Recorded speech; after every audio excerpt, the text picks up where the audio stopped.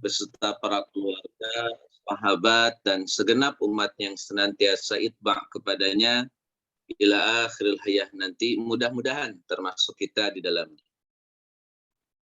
Hadirin ikhwati man rahimakumullah, di tahun yang ke-6 ini menjadi peristiwa yang cukup penting dalam sejarah kehidupan Nabi Shallallahu Alaihi Wasallam karena ini memberikan warna baru ya di dalam perjalanan hidup Nabi Shallallahu Alaihi Wasallam. Jika biasanya dalam episode kota Madinah, Nabi itu tidak pernah mengalah dalam setiap peperangan. Sekalinya mundur, itu pun tidak dalam rangka menanggung kekalahan. Misalkan kayak perang Uhud, Nabi tetap dihukumi menang karena ada Hamrul Asad yang di situ menegaskan tentang kemenangan Nabi Shallallahu Alaihi Wasallam. Jadi Uhudnya boleh kalah, tapi tetap orang Quraisy yang lari tunggang langgang. Walaupun secara hitung-hitungan matematis, para sahabat banyak yang menjadi korban di situ, banyak yang syahid di situ, secara logistik juga banyak kehilangan harta dari kalangan kaum muslimin. Tetapi yang lari tunggang langgang tetap orang-orang Quraisy. Dan itu dalam catatan sejarah, tidak pernah Nabi kemudian mundur dalam setiap peperangan. Nah, hadirin ikhwati rahimakumullah, ada satu episode di mana Nabi Shallallahu Alaihi Wasallam harus memilih mundur. Dan tentu episode ini atau strategi ini oleh sebagian sahabat dianggap menjadi strategi yang aneh. Strategi yang menimbulkan banyak pro kontra. Menimbulkan banyak tanda tanya kenapa kok harus mengalah.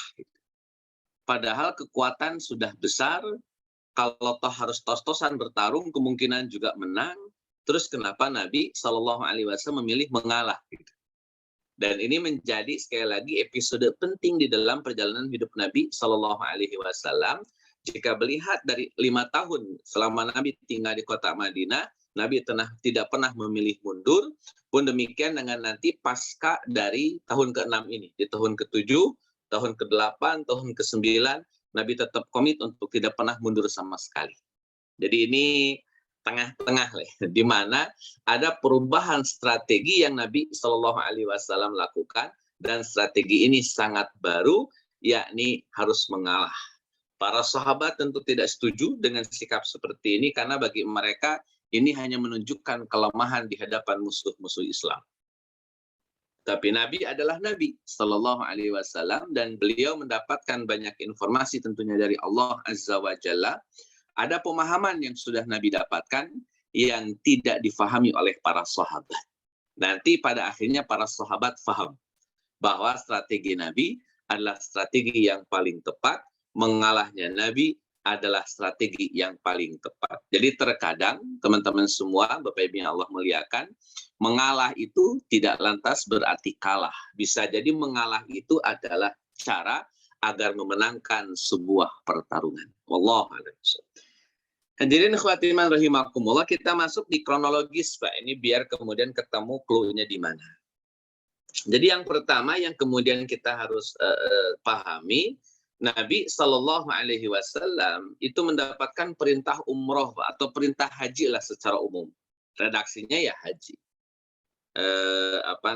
Walillahi ala nasi hijul baita awi atamara fala junaha alaihi ayyatawafa bihima. Itu di antara penjelasan Al-Quran tentang wajibnya haji atau keharusan umroh. Wajibnya haji dan keharusan umroh. Karena umroh disepakati oleh para ulama hukumnya sunnah bukan wajib. Beda dengan haji. Jadi setelah dapat perintah haji dari Allah Azza wa Jalla dalam bentuk mimpi. Nah nanti Nabi Shallallahu Alaihi Wasallam memiliki legalitas untuk melaksanakan ibadah haji pada tahun yang ke-6. Kok kemudian Nabi begitu antusias dengan momen ini, sampai ketika diceritakan oleh Nabi kepada para sahabat langsung merespon dengan sangat sukacita, gegap gempita gitu. Kenapa kok kemudian mereka sedemikian antusias, demikian heboh ketika mendengar Nabi mendapatkan wahyu, mendapatkan legalitas untuk melaksanakan ibadah haji? Jawabannya sederhana, Bapak Ibu yang Allah muliakan, karena orang-orang Mekah yang sekarang atau yang sudah pindah ke kota Madinah, dalam kurung disebut muhajirin, mereka adalah orang-orang yang sangat mencintai Ka'bah, dan mereka adalah orang-orang yang sejak kecil sudah melaksanakan ibadah haji. Jadi ini triggernya bahwa orang-orang muhajirin itu sangat merindukan Mekah dan sangat merindukan Ka'bah. Kenapa? Wong dari kecil mereka hidup dengan aktivitas ibadah haji. Masya Allah. Dari kecil. Dan secara turun-temurun, bangsa Arab memang sudah terbiasa dengan melaksanakan ibadah haji. Kalau kita runut ke belakang, teman-teman semua, dan ini mungkin sebagian sudah saya bahas di momen Nabi Ismail alaihi salam ya. Di zaman Nabi Ismail alaihi salam, tentu Nabi Ismail menjalankan syariat. Syariat yang dimaksud adalah syariat dari Nabi Ibrahim alaihi salam. Jadi Nabi Ismail tentunya mendapatkan tugas, mendapatkan amanat, melanjutkan risalah Nabi Ibrahim alaihi salam. Nabi Ibrahim mempunyai syariat haji. Sebagaimana dalam surat Al-Baqarah, ayat 128, kata Nabi Allah Ibrahim alaihi salam di ayat tersebut, wa arina manasikana wa tub alaina, dan tunjukkanlah kepada kami ya Allah manasik haji. Itu doanya Nabi Ibrahim alaihi salam. Maka Ibrahim diajarkan oleh Allah Azza wa Jalla melalui perantaraan Jibril tentang bagaimana tata cara haji, bagaimana manasik haji. Dari mulai tawafnya, dari mulai sa'inya, dari mulai wukufnya, dari semua perkara yang berkaitan dengan ibadah haji sudah diajarkan kepada Nabi Ibrahim alaihi salam. Di waktu yang sama, Nabi Ibrahim mengajarkan kepada Nabi Ismail alaihi salam. Maka sejak saat itu orang-orang Mekah, mereka melaksanakan ibadah haji. Mereka tawaf, mereka sa'i, sebagaimana yang diajarkan oleh Nabiullah Ibrahim alaihi salam, sebagaimana yang diajarkan oleh Nabi Ismail alaihi salam. Kita sepakati dulu teman-teman bahwa saat itu penduduk Mekah adalah perpaduan antara suku Jurhum dengan keturunan dari Nabi Ismail. Jadi Nabi Ismail menikah dengan suku Jurhum, maka anak turunan mereka dikenal sebagai bangsa Quraisy, bangsa yang memiliki otoritas untuk tinggal di kota Mekah dan memelihara, mengurus, merawat kota Mekah. Itulah kalangan Quraisy, keturunan dari Nabi Ismail alaihi salam dengan wanita suku Jurhum. Teman-teman semua yang Allah muliakan, ini menjadi tradisi yang membekas di kalangan Quraisy bahwa mereka sejak tinggal di kota Mekah memiliki ibadah rutinan, yakni ibadah haji. Dan itu sudah Allah menjadi sebuah tradisi bagi mereka. Bahkan tidak hanya orang-orang Mekah yang melaksanakan ibadah haji, di luar Mekah pun mereka melaksanakan ibadah haji. Orang-orang Yaman rutinan melaksanakan ibadah haji. Orang-orang Yasrib, sekarang Madinah, dulu juga sering melaksanakan ibadah haji. Jadi banyak kalangan di sekitaran Ka'bah, di sekitaran Mekah yang mereka begitu antusias dengan ibadah haji. Jadi ini menjadi tradisi ibadah ritual rutinannya orang-orang Mekah. Maka wajar kalau muhajirin ketika pindah ke kota Madinah, mereka merindukan Ka'bah. Karena selama mereka tinggal di kota Madinah, mereka tidak bisa tawaf, tidak bisa sa'i, tidak bisa melaksanakan ibadah haji. Kalau kita hitunglah, misalkan teman-teman semua, kalau kita hitung, sejak Nabi meninggalkan kota Mekah, kemudian tinggal di kota Madinah, sampai tahun yang ke-6 lah. Berarti kalau di total 6 tahun, Nabi tidak pernah ketemu dengan Ka'bah, 6 tahun Nabi tidak pernah tawaf, tidak pernah sa'i di sekitaran Ka'bah. Setidaknya itu yang bisa kita pahami. Padahal sekali lagi, orang-orang Mekah secara umum sudah terbiasa punya rutinitas ibadah haji, tapi karena mereka beragama Islam, mereka meyakini kenabian Nabi Muhammad, dan akhirnya mereka hijrah ke kota Madinah, maka selama 6 tahun mereka tidak pernah bisa menyentuh Ka'bah. Dan ini merupakan kerinduan tersendiri bagi orang-orang muhajirin dalam kurung, bagi orang-orang Mekah yang telah hijrah ke kota Madinah. Hadirin ikhwati man rahimakumullah, pun demikian bagi Nabi Shallallahu Alaihi Wasallam. Masya Allah ya. Nabi pun demikian sangat merindukan Ka'bah. Karena bagaimanapun juga Ka'bah begitu membekas dan begitu berdampak pada hati Nabi Shallallahu Alaihi Wasallam. Pengajaran dari Abdul Muthalib tentang Ka'bah itu membekas dalam hati Nabi. Bagaimana ketika Nabi lahir, kemudian diajak tawaf oleh Abdul Muthalib. Sampai ketika Nabi Muhammad pernah menghilang, di suatu tempat menghilang gitu.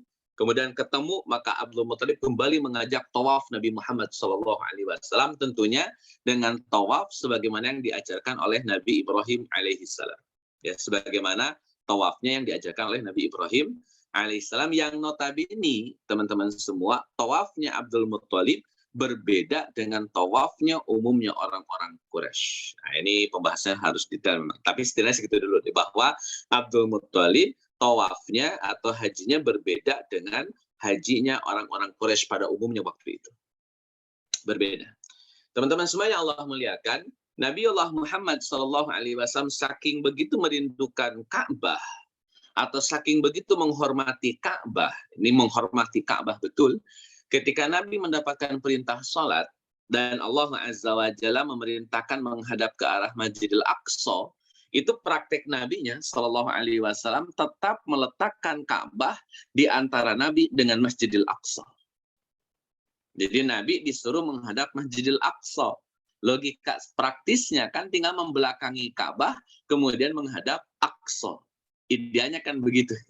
Toh kan tinggal menghadap Aqsa saja, karena tidak ada perintah awal-awal salat itu menghadap ke arah Ka'bah. Yang penting menghadap ke arah Aqsa sudah terpenuhi keabsahan salatnya. Namun ternyata Nabi Shallallahu Alaihi Wasallam tidak demikian. Nabi tetap memikirkan tentang Ka'bah. Nabi tetap menghormati Ka'bah. Nabi tetap begitu mengagungkan Ka'bah. Maka kalau beliau sholat, Bapak Ibu yang Allah muliakan, menghadap Masjidil Aqsa, maka Ka'bah selalu berada di hadapan Nabi Shallallahu Alaihi Wasallam.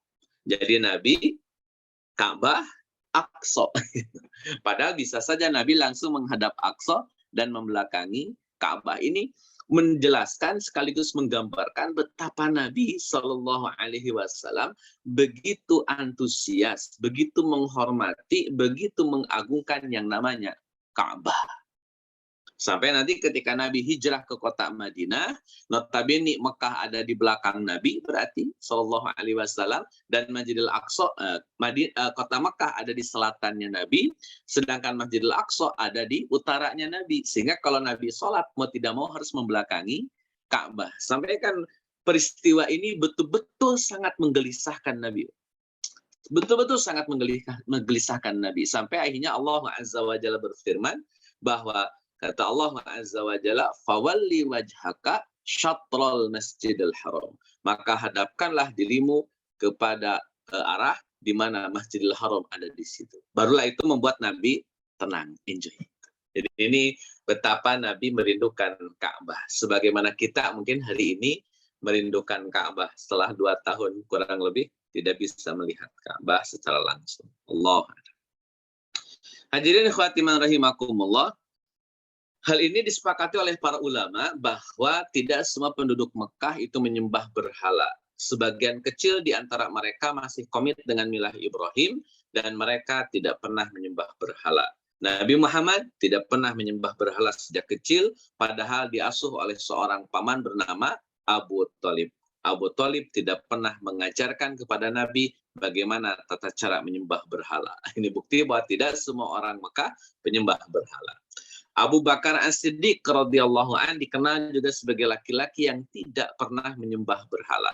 Pun demikian dengan Zaid bin Amr. Dan cerita tentang Zaid bin Amr, cerita yang sangat masyhur di kalangan sejarawan Muslim, bahwa Zaid bin Amr di antara orang yang masih komit dengan milah Ibrahim. Kemudian setelah datangnya Nabi Muhammad SAW, Zaid bin Amr sudah mengazamkan untuk bersyahadat di hadapan Nabi. Namun qadarullah, Zaid bin Amr keburu meninggal sebelum beliau bersyahadat di hadapan Nabi SAW. Maka dalam sebuah hadis dijelaskan, khusus bagi Zaid bin Amr, itu dibangunkan di akhirat di padang mahsyar sendirian. Kenapa kok sendirian? Karena Zaid bin Amr sudah keluar dari milahnya Nabi Ibrahim, tapi belum masuk pada milahnya Nabi Muhammad SAW, sehingga harus dibangunkan seorang diri. Wallah. Hadirin ikhwati man rahimakumullah, haji pada akhirnya di kalangan kota Mekah, penduduk Mekah hanya sebatas tradisi saja. Kayak ritual yang sudah kehilangan maknanya gitu. Ada ritual yang sudah kehilangan maknanya. Jadi ya sekedar rutinitas saja. Bahkan sudah banyak penyimpangan di dalam praktek ibadah hajinya nih yang paling krusial, Pak. Kalau sebatas keyakinan tradisinya sih masih oke lah. Keyakinan tradisi tapi masih dilaksanakan, masih is oke lah. Tapi kalau sudah banyak penyimpangan di dalam ini urusannya jadi panjang. Di antara yang kemudian hilang dalam praktek ibadah haji adalah nilai-nilai tauhid. Nggak ada lagi dalam praktek ibadah haji orang-orang Mekah ya di era Nabi Muhammad SAW, di mana ibadah hajinya masih tetap berpijak pada tauhid. Itu sudah tidak ada. Mereka tidak lagi mengucapkan kalimat la ilaha illallah. Bahkan dalam doa ibadah haji mereka menegaskan, kata mereka, la syarika lahu, tidak ada sekutu bagi Allah kecuali yang telah Allah buatkan sekutu baginya. Ini kan kalimatnya lucu. Tidak ada sekutu bagi Allah kecuali apa yang telah Allah putuskan sebagai sekutu baginya. Padahal sejak kapan Allah kemudian menyatakan punya sekutu itu tidak ada. Tapi ya orang-orang Arab begitulah kelakuannya. Singkat cerita, tauhid tidak lagi ada dalam nilai-nilai praktek ibadah haji. Sudah nggak ada lagi nilai-nilai tauhid. Yang kedua, praktek ibadah kurban pun sekarang, dulu zaman Nabi maksudnya, itu tidak diperuntukkan bagi Allah Azza wa Jalla. Sama sekali. Sehingga di dalam penjelasan hadis ya tentang Zaid bin Amr kemudian Khattab bin Naufal, dua orang ini berdebat. Dua orang ini adu argumentasi. Kata Zaid bin Amr kepada Khattab bin Naufal, ini masih punya hubungan kekerabatan. Kata Zaid bin Amr, Khattab, ente ini aneh, kata Zaid bin Amr. Ente tahu bahwa yang memberikan hewan-hewan ini adalah Allah. Yang menyediakan rumput-rumput hijau untuk dimakan juga adalah Allah. Yang menurunkan hujan sampai tumbuh-tumbuhan tadi bisa hijau, bisa dinikmati oleh hewan-hewan kita, itu pun atas izin Allah Azza wa Jalla dan bersumber dari Allah Azza wa Jalla. Giliran ente mau kurban, nama yang disebut bukan Allah. Ketika ente mau kurban, ente malah mengkurbankan hewan untuk selain Allah. Ente ini aneh, gitu, kata Zaid bin Amr. Yakin dan tahu Allah yang menciptakan hewan, menciptakan tumbuhan, menurunkan hujan, tapi ibadah sama yang lain. Ini gimana? Karena Khattab orangnya temperamen, Bapak Ibu yang Allah muliakan, itu Zaid bin Amr digampar oleh Khattab bin Naufal sampai tersungkur. Digambar. Apaan maksudnya langsung digambar? Nah, hadirin ikhwati man rahimakumullah, ini gambaran betapa praktek ibadah haji telah banyak kehilangan nilai-nilai substansi keislamannya. Belum lagi di dalam praktek ibadah haji saat itu tampak sekali kelihatan hegemoni orang-orang Quraisy. Jadi orang-orang Quraisy menghegemoni. Di antaranya misalkan bagi orang-orang yang ibadah haji dari luar kota Mekah tidak boleh bawa makanan ke Mekah. Makanan harus beli atau harus memakan makanan yang berasal dari kota Mekah. Ini ada unsur ekonomi, bahwa orang-orang luar dari kota Mekah tidak boleh melaksanakan ibadah haji kecuali dengan memakan makanan yang dibuat oleh orang-orang Mekah. Mereka nggak boleh bawa makanan dari luar kota Mekah. Sama kayak tulisan di restoran-restoran itu. Tidak boleh bawa makanan di sini. Itu sudah ada prakteknya di zaman dahulu. Hadirin ikhwati man rahimakumullah, cuman konteksnya ibadah haji. Yang kedua, ada praktek ibadah tawaf, itu harus pakai pakaiannya orang-orang Quraisy. Sehingga kalau ada orang yang melaksanakan ibadah haji atau umroh, kemudian pakai pakaian yang bukan milik orang-orang Quraisy, maka supaya ibadah haji itu diterima, maka pakaian yang dikenakan, yang bukan pakaian orang-orang Quraisy harus dibuang. Sampai segitunya itu orang-orang Quraisy. Dan ini pun ada prinsip ekonominya. Jualan baju kan akhirnya. Bisa Bapak Ibu bayangkan, jika yang haji itu bisa 300 orang.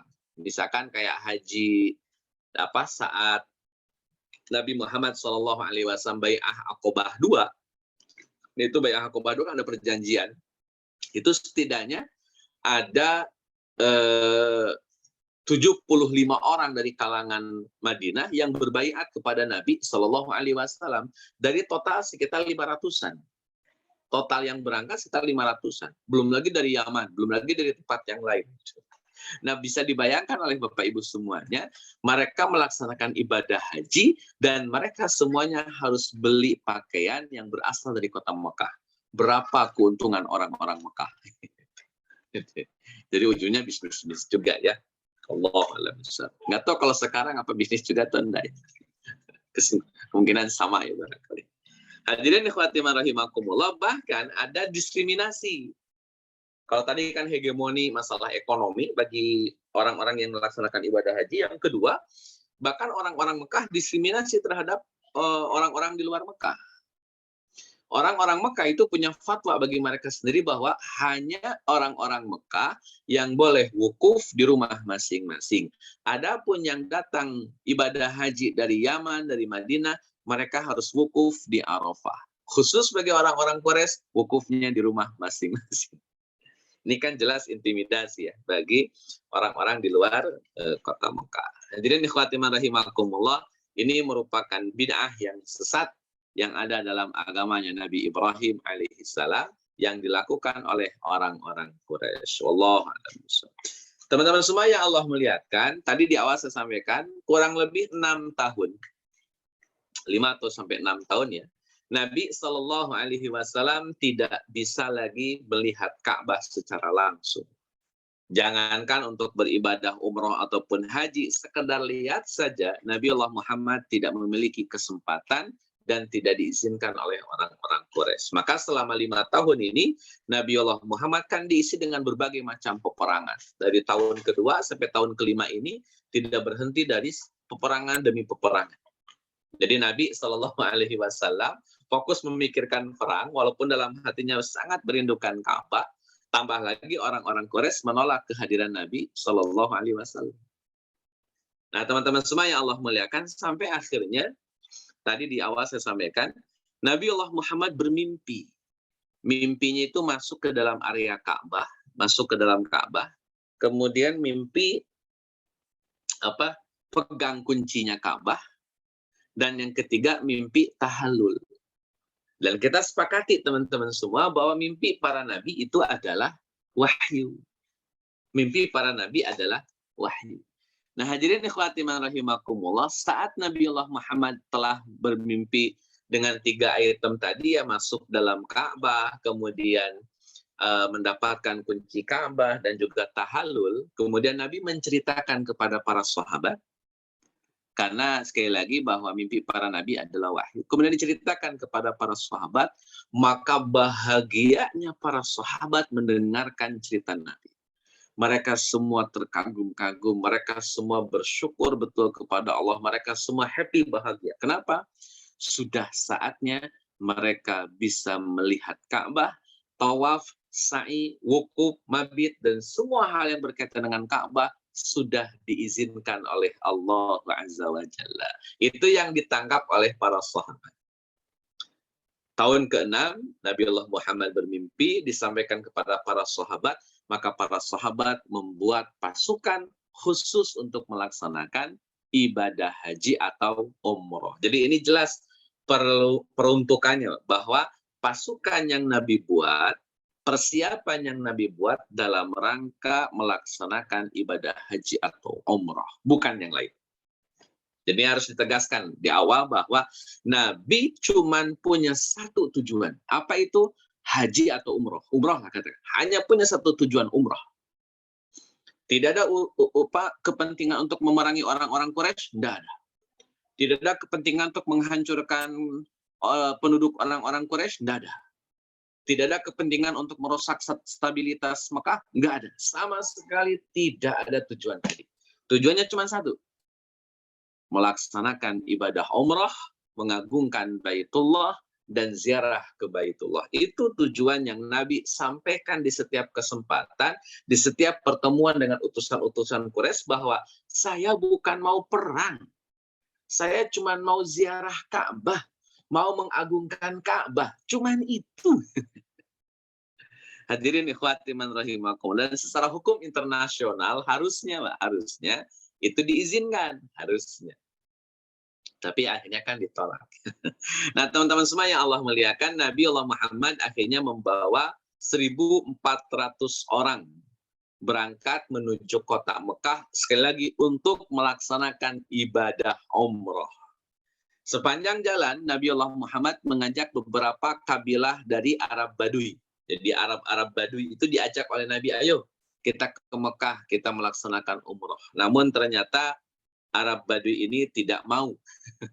Mereka menolak ajakan Nabi Shallallahu Alaihi Wasallam, sampai akhirnya penolakan mereka terhadap Nabi diabadikan di dalam Al-Quran. Jadi ini orang-orang Arab Badui diajak oleh Nabi untuk ikut melaksanakan ibadah umroh atau haji, ya. Sekali lagi bukan untuk perang tapi untuk umroh. Alih-alih beliau-beliau menerima, yang ada malah mereka Arab Badui ini menolak ajakan Nabi Shallallahu Alaihi Wasallam. Ditolak. Ini ayatnya surat Al-Fath ayat ke-11 dan ayat ke-12. Kata Allah Azza wa Jalla, sayaqulu lakal mukhallafuna minal a'rab. Dan Arab Badui, A'rab itu Arab Badui, berkata ketika mereka tidak turut serta dalam dalam pelaksanaan ibadah umroh. Kata mereka, saghalatna amwaluna wa ahluna fastaghfir lana. Kata mereka, ya Rasulullah, harta kami, keluarga kami membuat kami sibuk, menyibukkan kami, menghalangi kami akhirnya untuk berangkat melaksanakan ibadah umroh. Kalau begitu, fastaghfir lana. Kalau begitu, tolong mintakan ampunan bagi kami semua. Hadirin ikhwati man rahimakumullah, maka Allah Azza wa Jalla memberikan komentar, kata Allah, yaquluna bi alsinatihim, mereka bicara pakai mulut, malaisa fi qulubihim, tapi apa yang tidak ada di dalam kolbu. Jadi yang mereka omongin nggak ada sebetulnya hakikatnya, nggak ada dalam kolbu mereka. Mereka ngomong cuma lip sync saja, hanya dalam rangka ngeles daripada kewajiban ikut umroh atau ikut berangkat bersama Nabi Shallallahu Alaihi Wasallam. Kalau gini mah nepu. Yang diomongin apa, yang ada dalam hati apa. Makanya Nabi Shallallahu Alaihi Wasallam setelah mendengarkan ayat ini, ya Nabi cuek saja. Kalau enggak mau ya sudahlah, enggak mau. Walaupun Nabi akhirnya tahu tentang alasan yang sebenarnya. Alasan sebenarnya karena orang-orang Arab Badui takut, dan karena mereka punya anggapan kalau Nabi dan kaum muslimin berangkat ke kota Mekah, mereka nggak akan bisa pulang.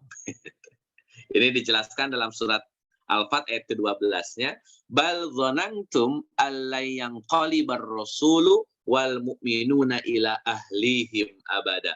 Orang-orang Arab Badui yang dzanantum menyangka, orang-orang Arab Badui punya sangkaan kayaknya Rasul dan orang-orang beriman kagak akan kembali ke keluarga mereka. Jadi mereka pikir, wah kalau ikut berangkat dengan Rasul mati nih.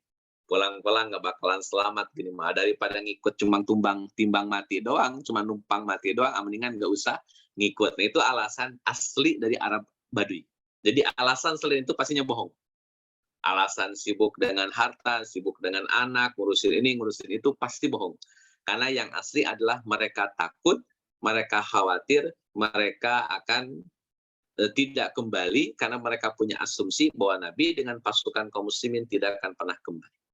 Nah, hadirin ikhwati rahimakumullah, dalam persepsi Arab Badui, pasukan Nabi yang berangkat menuju Mekah adalah tindakan menyerahkan nyawa kepada orang-orang Quraisy, sehingga mereka tidak mau terus serta bersama Nabi Shallallahu Alaihi Wasallam. Kita lanjut di poin perjalanan. Teman-teman semua yang Allah muliakan, perjalanan menuju Hudaybiyah punya banyak drama. Drama. Jadi pertemuan demi pertemuan yang Nabi Shallallahu Alaihi Wasallam alami, dan pertemuan demi pertemuan itu akhirnya menghantarkan kepada Nabi Shallallahu Alaihi Wasallam fakta-fakta tertentu berkaitan dengan kabilah-kabilah tertentu. Dan yang kedua, pertemuan demi pertemuan tersebut memberikan dampak besar terhadap putusan-putusan Nabi Shallallahu Alaihi Wasallam. Ini ada satu trigger yang kata Nabi enggak, titik, gitu. Itu luar biasa, ada dalam perjanjian Hudaybiyah. Baik teman-teman semua yang Allah muliakan, Nabi bertolak dari kota Madinah menuju Mekah, sampailah ketemu di dekat perbatasannya. Jauh dari perbatasan sebetulnya, tapi sudah mendekati perbatasan. Di daerah, dalam beberapa penjelasan para ulama, sebagian menyebutkan di daerah Dzulhulaifah. Dzulhulaifah itu masih area kota Madinah sebetulnya, cuman biasa dipakai oleh orang-orang untuk melaksanakan ibadah umroh, itu mikot di situ, Dzulhulaifah. Kalau sekarang lebih dikenal dengan Bir Ali atau Bi'run Ali. Teman-teman semua, Allah melihatkan Nabi melakukan perjalanan ketika nyampe di Dzulhulaifah, dan ini pintu masuk ke kota Mekah. Perbatasan Mekahnya masih jauh, tapi ini menjadi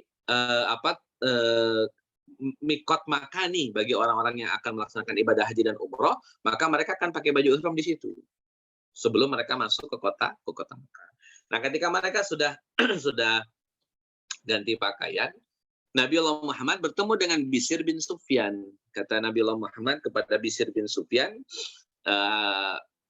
ngobrol lah begitu, sampai akhirnya kata Bishr bin Sufyan memberikan informasi, kata beliau, orang-orang Quraisy telah mengetahui perjalananmu ke Mekah, wahai Rasulullah. Jadi orang-orang Quraisy ternyata sudah tahu kalau Nabi Muhammad SAW akan bertolak menuju Mekah. Jadi sudah tahu. Dan mereka sudah menyiapkan pasukan. Tidak hanya kalangan dewasanya, anak-anak dibawa, istri dibawa, untuk mencegah, menghalangi Nabi Muhammad SAW masuk ke kota Mekah. Dan mereka berkumpul di sebuah lembah bernama Dzultuwa. Jadi ini kata Nabi, wah berat nih kalau jalur akses normal sudah dihadang di daerah Dzultuwa.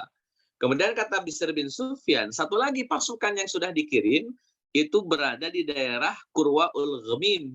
Di daerah Qurwa'ul Ghamim ini ada pasukan artileri, pasukan berkuda yang dipimpin oleh Khalid bin Walid. Waktu itu Khalid belum masuk Islam, Mbak. Jadi Dzultuwa ada pasukan Quraisy mayoritas plus anak plus istri mereka. Di daerah Qurwa'ul Ghamim ada Khalid bin Walid.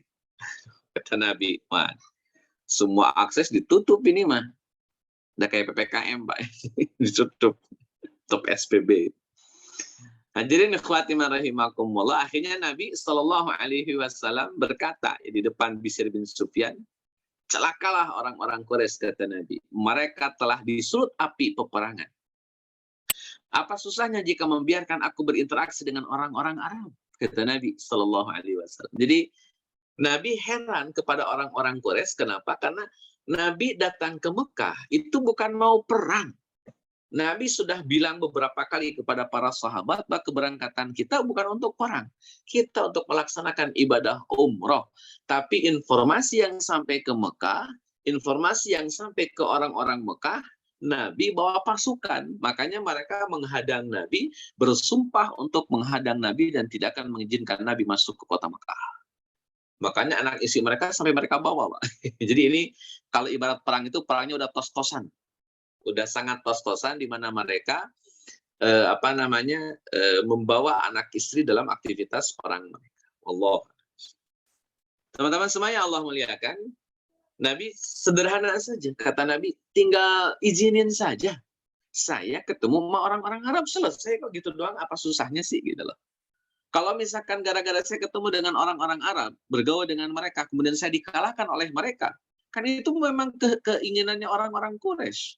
Mereka berharap bahwa Nabi kalau ketemu dengan siapapun orang Mekah, orang-orang Arab, itu Nabi nanti akan dipersekusi, diintimidasi, sampai dikalahkan. Kan itu yang mereka inginkan kalau kejadian.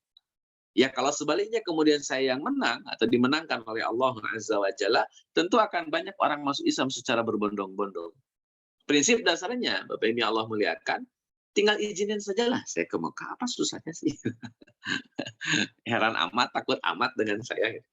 Nah, teman-teman semua yang Allah muliakan, sampai akhirnya Nabi SAW melanjutkan perjalanan, terus perjalanan, sampai di titik tertentu, Nabi Allah Muhammad bercerita tentang sebuah komitmen. Kata Nabi Allah Muhammad, sesungguhnya aku tidak akan berhenti memperjuangkan risalah yang aku bawa dari Allah Azza wa Jalla hingga Allah memberikan aku kemenangan atau aku mati karenanya. Pilihannya cuma dua, menang atau mati. Apapun pilihan itu yang Allah berikan kepada Nabi Allah Muhammad siap menerima putusan tersebut. Wah, ini Masya Allah, ini udah komit. Teman-teman semua yang Allah muliakan, akhirnya Nabi karena di Dzultuwa ada pasukan, di Qurwa'il Ghamim ada pasukan, sedangkan akses paling mudah ya lewat 2 jalur itu. Nabi bilang kepada para sahabat, kata Nabi Allah Muhammad, sahabat, ada yang tahu nggak jalur yang lain? Jalur yang tidak pernah dilalui oleh siapapun. Jalur tersebut tetap nyampe, cuman jarang dilalui oleh orang-orang. Akhirnya datanglah seorang sahabat. Ya, sahabat ini tidak dijelaskan, Pak, namanya siapa. Cuman yang jelas ini dari suku Aslam, dari kabilah Aslam saja si sahabat ini. Akhirnya sahabat ini bilang, saya ya Rasulullah, salah seorang sahabat dari Bani Aslam. Saya ya Rasulullah, saya tahu jalan yang paling pas untuk kita lalui agar sampai ke Mekah. Maka singkat cerita, teman-teman semua, sahabat ini membawa pasukan kaum muslimin melewati jalan yang terjal, jalan yang sulit ditempuh, penuh dengan bebatuan, penuh dengan hewan buas, sampai melewati banyak pohon, kemudian mereka harus sampai di kota Mekah dengan jalur yang sangat ekstrim untuk mereka lalui. Tapi sekali lagi, bagi mereka ini harus ditempuh. Apapun resikonya, bagaimanapun caranya. Hadirin ikhwati rahimakumullah, ternyata apa yang dilakukan oleh Aslam ini, salah satu kabilah dari Aslam, siapa namanya, wallahu a'lam, tidak dijelaskan dalam riwayat. Katakanlah Aslam begitu, Aslam ini mampu membawa Nabi sampai ke ujung lembah dan berhasil. Akhirnya Nabi Allah Muhammad SAW, sebagaimana dalam surat Al-Baqarah ayat 58, Nabi mengucapkan kalimat istighfar dan taubat kepada Allah Azza wa Jalla. Setiap ada kemenangan, setiap ada solusi dari Allah Azza wa Jalla, setiap ada pembelaan dari Allah Azza wa Jalla, Nabi selalu menutupnya dengan kalimat istighfar dan taubat. Itu ada. Jadi kalau menang itu justru harus banyak istighfar, banyak taubat. Menang itu justru harus banyak beristighfar dan banyak bertaubat. Karena itu sunnah Nabinya.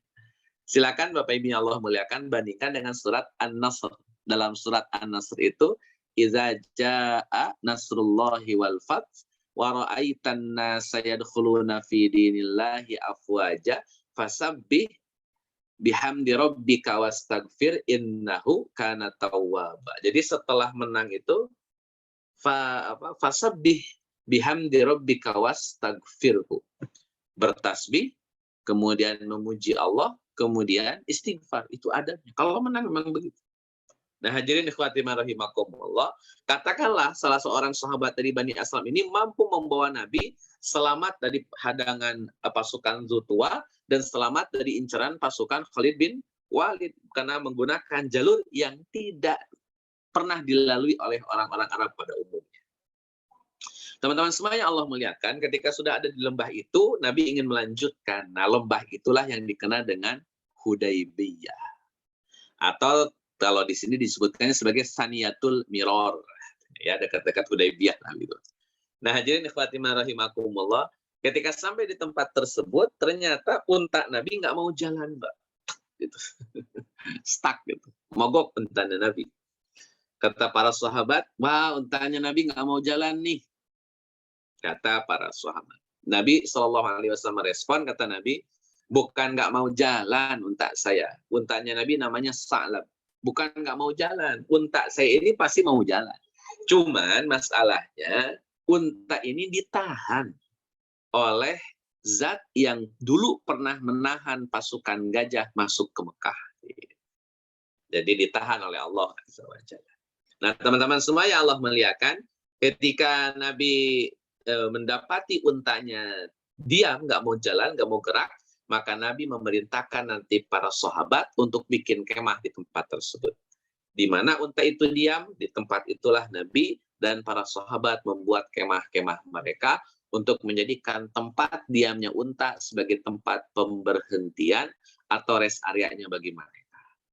Teman-teman semua yang Allah muliakan, sampai sebelum Nabi membubarkan para sahabat, kata Nabi, jika saja orang-orang Quraisy mau menjalin kembali kekerabatan denganku, pasti aku akan menyepakatinya. Ini garis bawahi teman-teman ya, bahwa Nabi Shallallahu Alaihi Wasallam itu sangat komitmen dengan yang namanya perdamaian.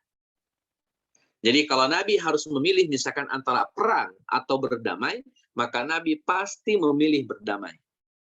Pasti memilih berdamai. Kalau kemudian ada dua pilihan. Apalagi perdamaian ini dengan konsekuensi masuk Islam. Wah, itu pasti Nabi akan memilih itu. Atau setidaknya khusus bagi orang-orang Quraisy, katakanlah tidak masuk Islam, yang penting mau menjalin kekerabatan saja. Kata Nabi, it's okay, saya mau, nggak jadi masalah. Jadi mohon dipertegas ya teman-teman semua, bahwa Nabi itu bukan doyan perang. Nggak ada Nabi ceritanya suka perang. Nabi itu sukanya damai. Nabi itu sukanya care, akur, tidak ribut. Itu sukanya Nabi Shallallahu Alaihi Wasallam. Tapi kemudian banyak orang yang mengatasnamakan Nabi, menyebutkan bahwa Nabi sukanya perang. Padahal itu jelas tuduhan besar bagi Nabiullah Muhammad Shallallahu Alaihi Wasallam. Komitmen Nabi justru komitmen perdamaian, bukan peperangan. Allah. Sampai akhirnya teman-teman semua yang Allah muliakan, Nabi berkemah di situ. Ada sahabat yang komentar, ya Rasulullah, tempat ini sumurnya sudah kering, nggak bisa lagi mengeluarkan air. Kalau kita berkemah di sini, kita akan kekurangan air, bahkan bisa jadi kehabisan air. Nabi Muhammad SAW mengambil salah satu anak panahnya diambil. Kemudian kata Nabi kepada sahabat ini, tolong tancapkan panah ini di tanah yang mengandung sumur atau yang ada sumurnya. Sahabat yang diperintahkan Nabi itu namanya Najiyah bin Jundab. Akhirnya Najiyah bin Jundab berangkat membawa anak panah yang dihadiahkan oleh Nabi Shallallahu Alaihi Wasallam. Ketemulah sumur kering kerontang tadi, ditancapkanlah panah itu di atas sumur tersebut, maka mengalirlah air dari sumur tersebut. Ini Masya Allah ya. Jadi di antara mujizatnya Nabi Shallallahu Alaihi Wasallam. Teman-teman semuanya Allah muliakan, ini singkat cerita Nabi berkemah di sebuah lembah dikenal dengan Hudaybiyah. Disitulah Nabi berdomisili sementara waktu, menunggu perkembangan situasi politik di kota Mekah. Antara Nabi berangkat atau Nabi mengurungkan keberangkatannya. Ini sudah nyampe di Hudaybiyah, udah tinggal jalan, ketemu beberapa kilometer lagi, selesai. Tapi disinilah kemudian ternyata Allah punya rencana, punya tarbiyah bagi Nabi Muhammad SAW. Yang pertama, teman-teman semua yang Allah muliakan, Nabi bertemu dengan Budail bin Warqa al-Khuza'i. Ini dari kabilah Bani Khuza'ah. Namanya Budail bin Warqa. Ketika ketemu dengan Nabi SAW, Budail bertanya, hendak kemana wahai Muhammad? Maka dijawab oleh Nabi Allah Muhammad SAW, saya ke sini mau ziarah Ka'bah, mau mengagungkan Ka'bah.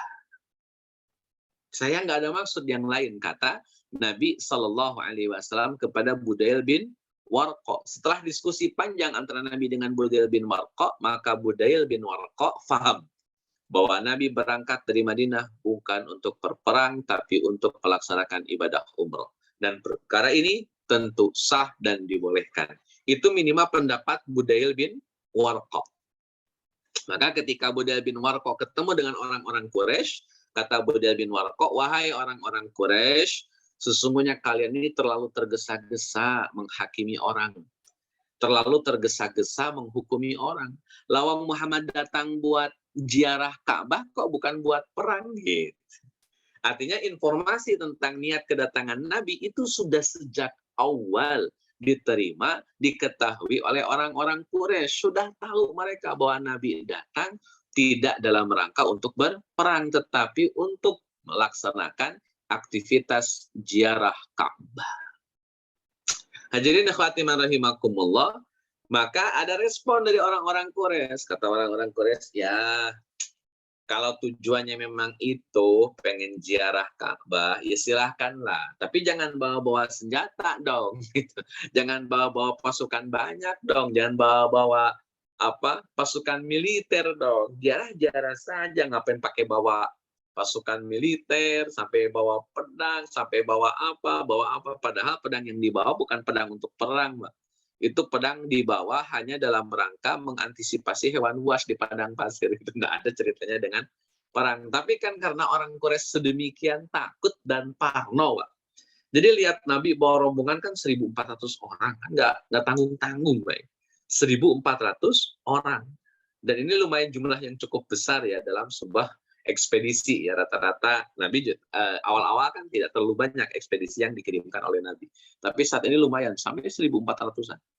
Lebih tepatnya ke ini ya, bukan ekspedisi ya. Kalau ekspedisi lebih ke mereka yang berangkat, Nabi tidak ikut serta. Ini pasukan lah.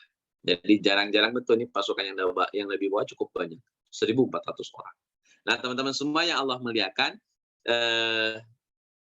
orang-orang Quraisy memang tidak bisa melihat kebaikan dan ketulusan hati Nabi Shallallahu Alaihi Wasallam. Namun pada akhirnya Nabi tidak pernah bergeming, tidak pernah berubah, tetap untuk mempertahankan pandangan pemikirannya bahwa keberangkatan ini bukan untuk yang lain selain umrah. Allah. Hadirin ikhwati rahimakumullah, pertemuan berikutnya dengan Mikraz dan Habs ya. Mikraz bin Habs dan Hulais bin Alqamah. Ini pertemuan Nabi yang kedua dan ketiga. Nah, ketemu dengan Mikraz. Ketika Mikraz datang, dia dari Amr bin Luhai, dari kabilah Amr bin Luhai, datang kepada Nabi, maka Nabi langsung sebut, telah datang pengkhianat. Hati-hati. Ini saya suka kalau Nabi itu langsung bisa mengenal dan memahami karakter orang-orang yang ditemui oleh Nabi Shallallahu Alaihi Wasallam. Karena ini ilmu tersendiri, teman-teman. Jadi HRD harus banyak belajar dari Nabi Shallallahu Alaihi Wasallam. Direktur HRD atau manajer HRD itu harus paham betul tentang bagaimana cara Nabi mengidentifikasi sahabat-sahabatnya atau mengidentifikasi musuh-musuhnya. Jadi Nabi langsung tahu mengkhianat ini orang gitu. Padahal ya secara interaksi kan tidak terlalu lama kayak Abu Bakar. Tetapi Nabi yakin betul, ini pengkhianat. Model begini mah susah. Nah, teman-teman semua yang Allah muliakan, Nabi menyampaikan penjelasan sebagaimana penjelasan Nabi kepada Budail bin Warqa. Artinya kedatangan ini bukan untuk perang, tapi untuk ziarah Ka'bah. Sudah 2 kali Nabi bertemu dengan tokoh, dan kedua-duanya utusan orang-orang Mekah, orang-orang Quraisy, dua-duanya mempertanyakan kedatangan Nabi Shallallahu Alaihi Wasallam, dan Nabi menjawab dengan lugas, ini hanya sekedar ziarah Ka'bah, bukan untuk berperang. Itu diingatkan betul oleh Nabi Shallallahu Alaihi Wasallam dan juga para sahabat. Hadirin ikhwati rahimakumullah, setelah ketemu dengan Mikraz, Nabi ketemu lagi dengan Hulais bin Alqamah. Ini juga sama, utusan dari orang-orang Quraisy. Hulais bin Alqamah datang kepada Nabi Shallallahu Alaihi Wasallam. Kemudian dalam perjalanan menuju Nabi, kata Nabi, ini kayaknya Hulais bin Alqamah, kata Nabi kepada para sahabat. Hulais bin Alqamah ini berasal dari kabilah yang kabilah itu rajin ibadah. Kalian kalungkan jadi si hewan yang akan disembelih, teman-teman, itu punya tanda dan ciri khusus. Maka kata Nabi, perlihatkan ciri khusus unta-unta kita, hewan-hewan sembelihan kita, taruh di depan. Jadi kan sebelum masuk ke Nabi, tentunya kan melewati pintu depan, pintu masuk. Nah, pintu masuk ini oleh para sahabat dikerahkan hewan-hewan yang akan dikurbankan, dikumpulin di situ. Jadi kelihatan hewan ini akan dikurbankan, bukan untuk dimakan, tapi kelihatan untuk dikurbankan. Nah, ketika Hulais bin Alqamah datang, masuk ke pintu gerbang tempat kemah Nabi berkumpul, tapi yang dilihat oleh Hulais ada banyak ada banyak hewan sembelihan untuk kurban yang ada di tempat tersebut. Maka Hulais bin Alqamah setelah melihat hewan-hewan kurban tadi, beliau langsung bertolak menuju kota Mekah. Jadi ini, Masya Allah, ini cara Nabi mengidentifikasi orang. Kalau Hulais bin Alqamah rajin ibadah, dia tahu ciri-ciri hewan yang akan dikurbankan untuk Allah Azza wa Jalla. Maka tunjukkan hewan-hewan itu di depan pintu gerbang, supaya ketika Hulais bin Alqamah lihat, langsung punya pikiran tadi. Oh, beneran berarti Muhammad itu bukan mau perang, tapi mau ziarah Ka'bah. Buktinya sudah bawa hewan-hewan yang akan dikurbankan atas nama Allah untuk Allah Azza wa Jalla. Itu di antara kenapa Nabi udah taruh hewannya di depan. Taruh hewannya di gerbang. Supaya apa? Supaya Hulais bin Alqamah langsung punya pikiran bahwa, oh ya, ini bukan mau perang. Ini mau melaksanakan umroh atau haji. Ini Masya Allah. Jadi, Nabi itu bisa begitu, Pak. Ini Masya Allah. Jadi, HR luar biasa itu memang Nabi Sallallahu Alaihi Wasallam. Allah. Nah, jadi khawatiman rahimakumullah, ketika Hulais mendapati hewan-hewan kurban Nabi Sallallahu Alaihi Wasallam, maka Hulais kembali kepada orang-orang Quraisy, melaporkan apa yang beliau lihat kepada orang-orang Quraisy. Kesimpulannya, kata Hulais bin Alqamah kepada orang-orang Quraisy, kalian salah paham. Muhammad datang ke sini bukan mau perang, tapi mau ziarah Ka'bah. Kalian aja yang heboh, yang parno, kata Hulais bin Alqamah. Kalian sih pada parno, pada heboh. Ketika sudah disebutin begitu oleh Hulais bin Alqamah, maka orang-orang Quraisy nimbalin. Kata orang-orang Quraisy, diam aja ente, duduk manis. Ente kan ilmunya cetek. Ini agak menyinggung. Kan agak menyinggung. Akhirnya Hulais bin Alqamah marah, Pak. Karena dikatain tidak punya ilmu tentang informasi-informasi tadi. Maka Hulais bin Alqamah marah. Kata Hulais bin Alqamah kepada orang-orang Quraisy, bentar, gini deh, saya mau ngomong ini. Kalau caranya begini, ngalang-ngalangin orang untuk ziarah Ka'bah, bukan untuk ini loh, kita ini bersepakat dulu, kata Hulais bin Alqamah.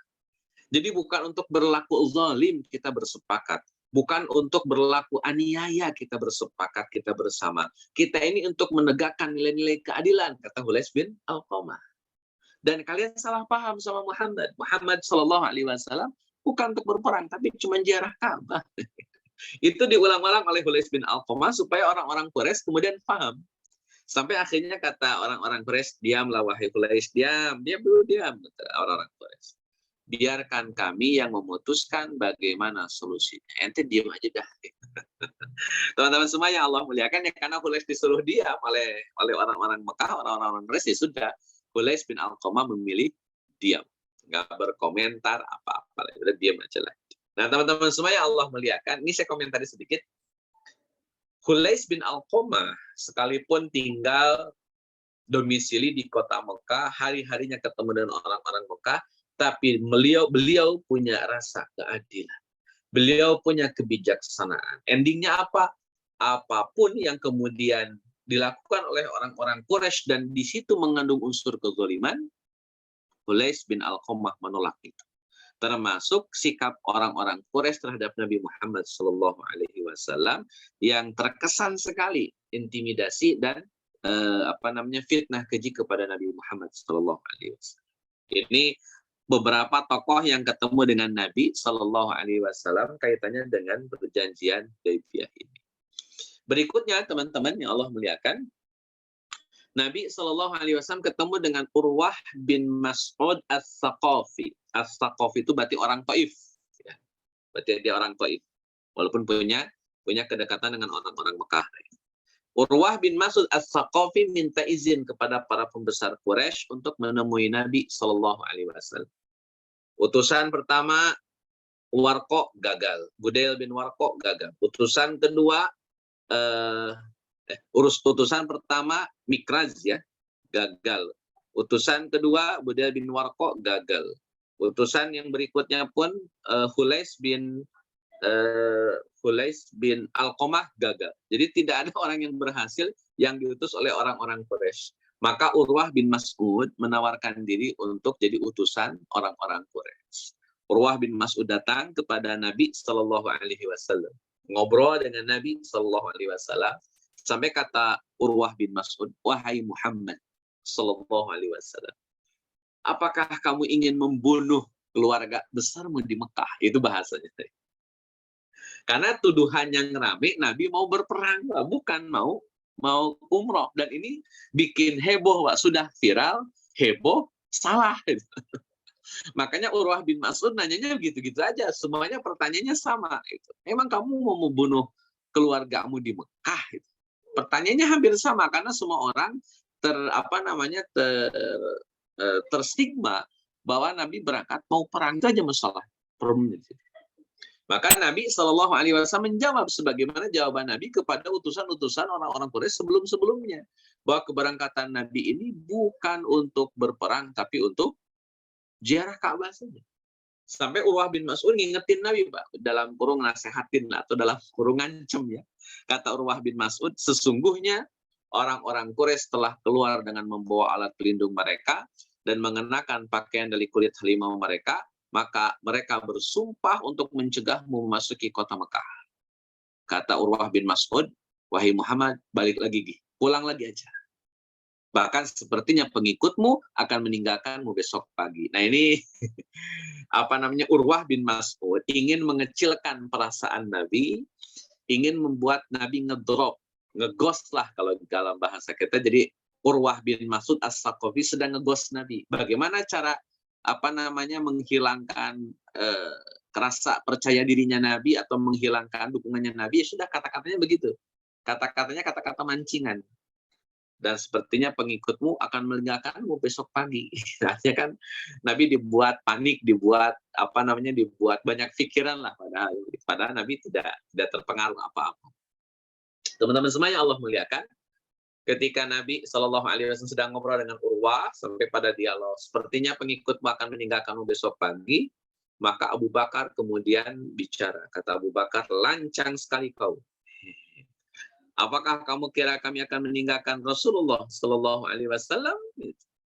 Akhirnya Urwah bin Mas'ud komentar, siapa itu wahai Rasul? Teriak-teriak lagi.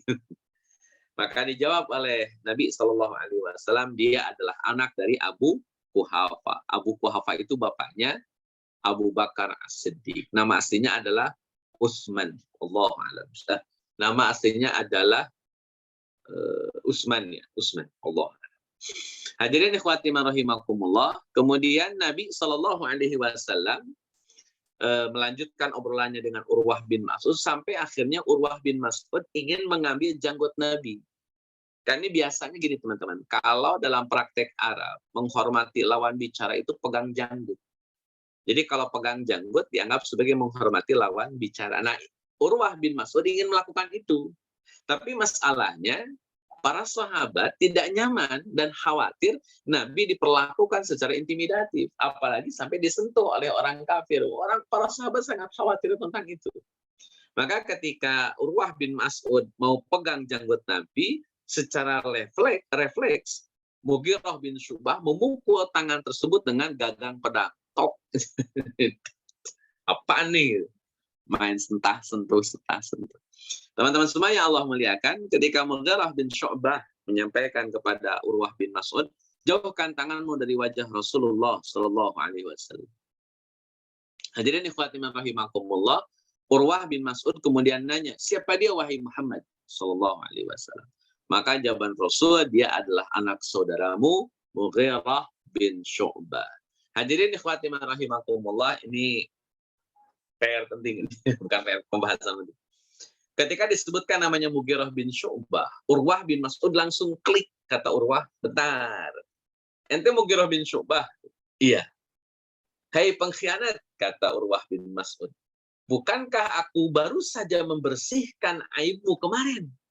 Sekarang sudah jadi pengkhianat lagi, gitu. Sudah jadi musuh orang-orang Quraisy lagi. Gitu. Baru kemarin saya beresin urusan ente. Ente nggak ada terima kasihnya gitu.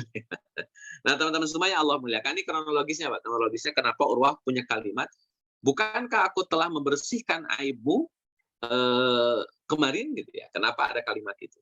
Teman-teman semua yang Allah muliakan, jadi Mughirah bin Syu'bah ini orang Mekah. Dia dari kabilah Bani Ahlaf. Kemudian ada kabilah Bani Malik namanya. Kabilah Bani Malik ini notabene adalah keturunan dari Bani Saqif, suku Saqif. Makanya kan Urwah bin Mas'ud As-Saqafi, berarti suku Saqif. Hajjaj bin Yusuf As-Saqafi, itu berarti sukunya Saqif dan itu ada di kota Taif. Nah teman-teman semua yang Allah muliakan, singkat cerita, Mughirah bin Syu'bah dari kalangan Bani Ahlaf, dia membunuh 13 orang dari kalangan Bani Malik. Maka dua keluarga ini heboh rame. Wah, yang satu nuntut, yang satu macam-macam lah perdebatan mereka. Akhirnya Urwah bin Mas'ud lah yang menengahi. Kata Urwah bin Mas'ud, tenang, saya ngurusin. Tuntutannya apa, wahai Bani Malik? 13 orang nih.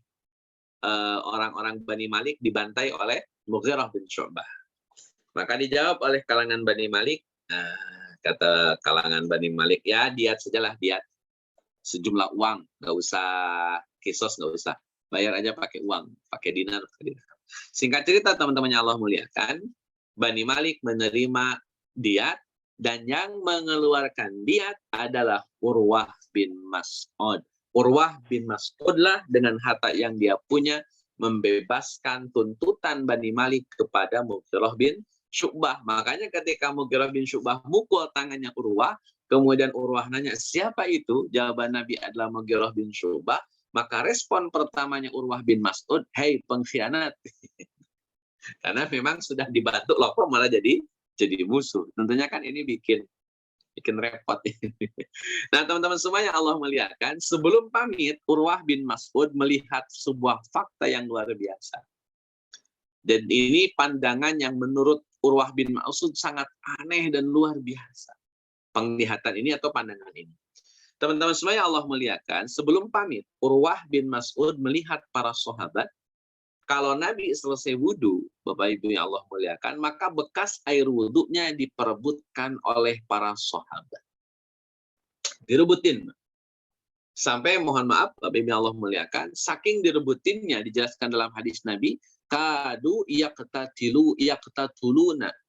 Mereka hampir saja saling membunuh. Maksudnya itu saking hiperbolisnya, betapa hiperbolisnya orang-orang memperebutkan air bekas wudhu Nabi Sallallahu Alaihi Wasallam. Wah, itu Masya Allah. Itu satu. Dan Urwah bin Mas'ud geleng-geleng. Ada orang timbang bekas airnya doang sampai dikerumunin begitu, sampai ribut begitu. Itu Urwah bin Mas'ud punya bekas dari penglihatannya tentang peristiwa tersebut.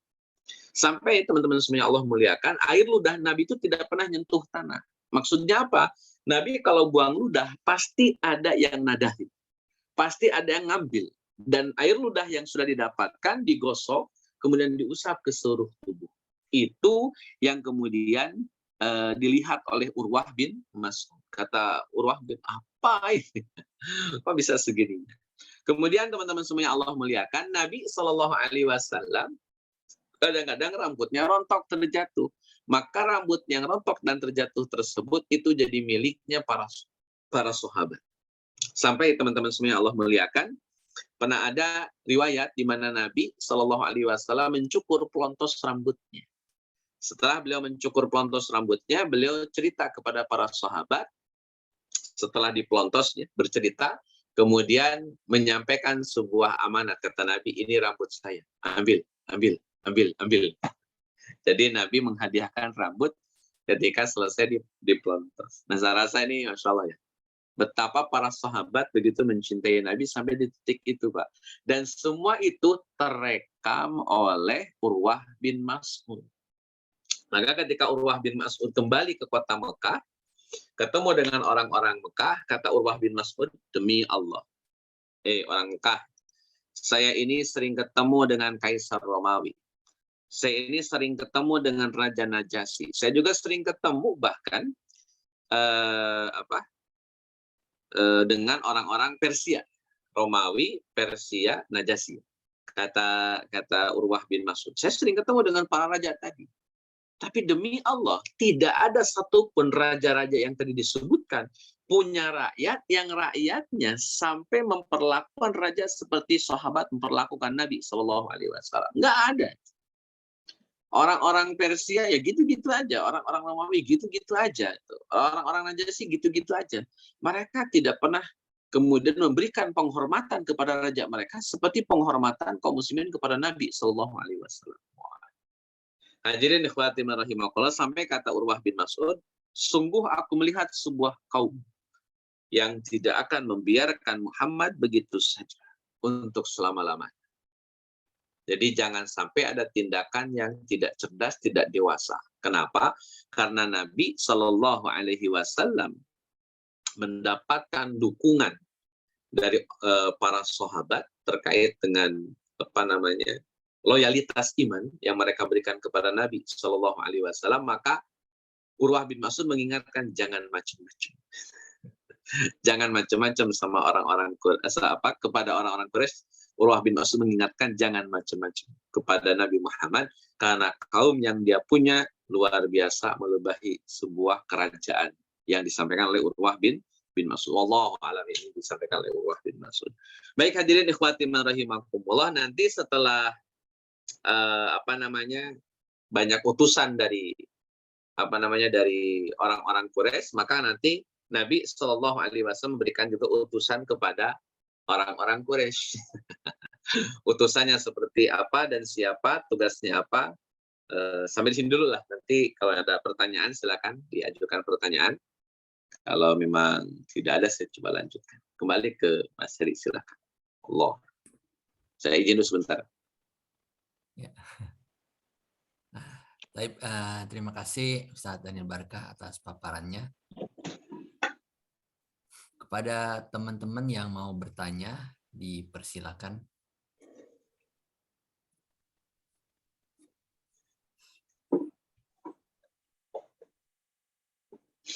Assalamualaikum Ustaz Daniel. Waalaikumsalam warahmatullahi wabarakatuh. Silahkan. Iya, tadi sambil jalan aja, cuma nyimak yang tadi yang terakhir itu Siap, Pak Eko. tentang sikap para sahabat yang mengenai keringat, air ludah segala macam. Apakah itu jadinya berlebihan atau gimana kelihatannya gitu? Memang dilihat sama Urwahnya tadi itu jadi hal yang positif ya. Karena tadi saya pikir melihatnya bahwa Nabi itu egaliter, Nabi itu menyayangi semua, tapi malah yang lihat kayak apa sih sebutannya kalau di kita tuh kayak ada, saya pernah dengar ada kiai ataupun apa yang ya kayak kultus gitu. Itu aja sih pandangannya Ustaz Daniel. Siap. Ada yang mungkin ada sudut yang nggak Anda lihat gitu. Iya. Terima kasih. Pak Eko. Bahkan teman-teman semua ada riwayat di mana Malik bin Sinan, ini pernah saya sampaikan juga, Malik bin Sinan itu pernah menghirup darah Nabi Shallallahu Alaihi Wasallam, mengecup darah Nabi Shallallahu Alaihi Wasallam. Kemudian setelah dikecup darah tersebut ditelan oleh Malik bin Sinan. Artinya kan minum darah, gitu. Jadi Nabi luka di pipinya ini tertembus ujung panah, anak panah, kemudian dicabut oleh Malik bin Sinan sampai merontokkan giginya itu gara-gara nyabut anak panah. Dan setelah dicabut si ujung panah ini, maka memancarlah darah dari pipinya Nabi Shallallahu Alaihi Wasallam. Dikecup langsung oleh Malik bin Sinan supaya darahnya tidak kemana-mana. Kemudian dihisap sampai ya tidak ada lagi darah yang netes lah begitu. Dan darah yang dihisap tadi diminum, ditelan maksudnya. Sampai kata Nabi Shallallahu Alaihi Wasallam, buanglah wahai Malik. Gitu. Nah, teman-teman semua yang Allah muliakan, kata Malik bin Sinan, demi Allah tidak akan saya buang. Demi Allah nggak sah. Kenapa kok kemudian ada seolah-olah, maka ini bukan hanya sebatas, mohon maaf ya, bukan hanya sebatas kultus, ini minum darah jatuhnya.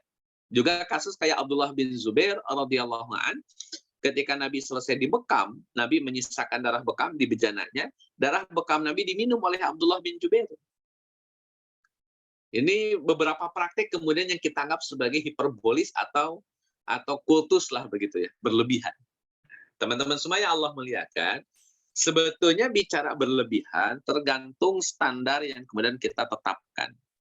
Contoh misalkan teman-teman, kapasitas perut kita ini misalkan 100 kilo.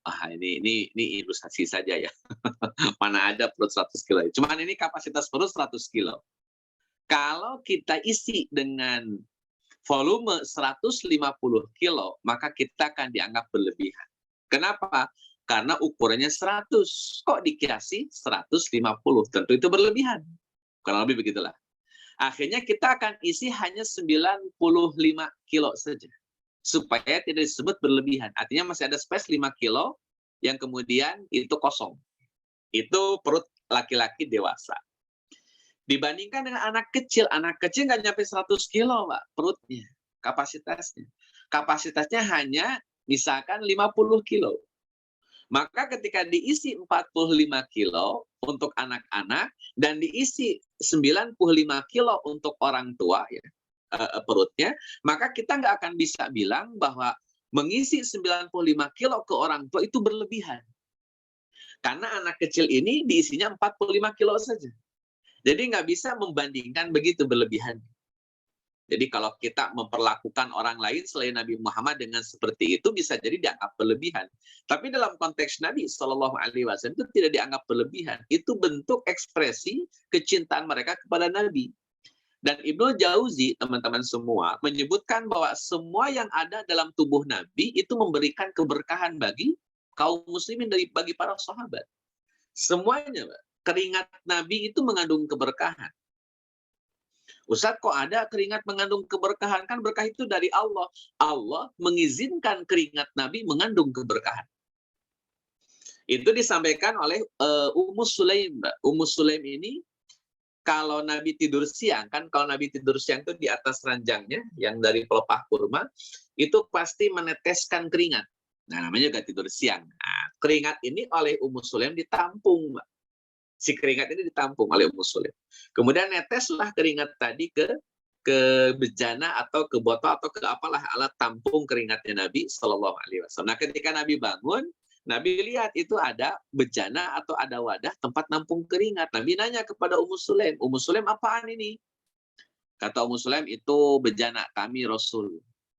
Buat apa? Buat nampung keringat Rasul. Iya, keringat saya buat apa? Kata Nabi Shallallahu Alaihi Wasallam. Kata Ummu Sulaim, kami akan campurkan keringat antum dengan minyak wangi kami Rasul. Kemudian minyak wangi ini kami pakaikan kepada anak-anak kami. Untuk apa, kata Nabi? Narju barokatan lisibyanina, sebagai harapan agar dapat keberkahan bagi anak-anak kami. Keringat diyakini oleh Ummu Sulaim sebagai cara mendapatkan keberkahan untuk anak-anak. Maka Nabi Shallallahu Alaihi Wasallam kemudian merespon, kata Nabi, kamu benar, sodakti, itu benar.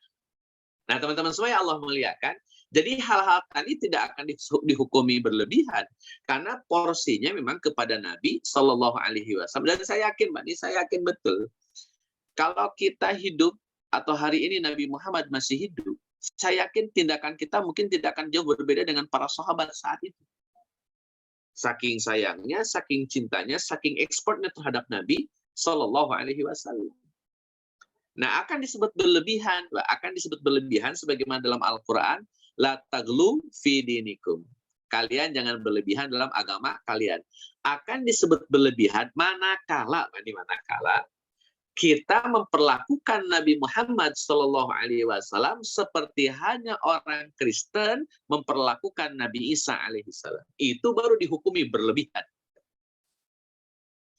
Sampai menganggap Nabi Muhammad sebagai Tuhan, itu jelas berlebihan.